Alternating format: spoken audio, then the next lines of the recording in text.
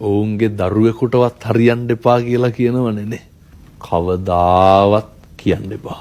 හම්බෙච්ච මිනිසත් භවයේ තුල කිසිම හේතුවක් මත කිසිම කෙනෙකුට අයහපතක් නම් ප්‍රාර්ථනා කරන්න එපා. කාටද අයහපත සිද්ධ වෙන්නේ? ඒක Tamanට මුණ දෙන්න වෙන්නේ. ඔය තොපි අපේ ඇස් ඉස්සරහම විඳවන්න ඕන කියලා සමහර ඔය දෙස් දෙවල් දෙනවනේ මිනිස්සු හරියට. කවදාවත් පින්නතුනේ එහෙම කියන්න එපා. ඕකට කවුද වග කියන්න ඕනේ? ඒකට කවුද මුණ දෙන්න ඕනේ? ඉතින් කාලෙකින් මිනිස්සු වෙලා ඉපදිලා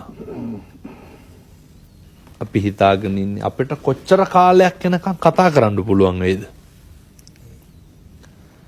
කොච්චර කාලයක් ඇවිදින්න පුළුවන් වේද? මේවා බොහොම මේ සීමිත කාලයකට තියෙන්නේ.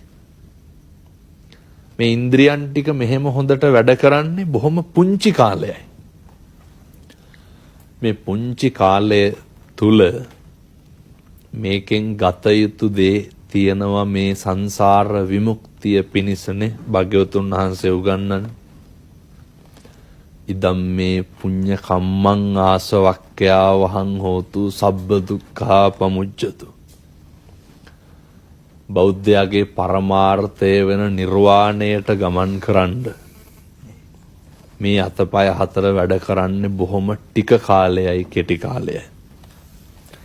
අපි මේ ව්‍යසනය පාඩමක් කරගන්න ඕනේ. මේක හොඳ අත්දැකීමක් කරගන්න ඕනේ. මින් මනත මේ සියල්ල නැති වෙනවා. සත්පුරුෂෝ විදිහට ඉන්න ඕනේ කියන එක තදින් අවබෝධ කරගන්න.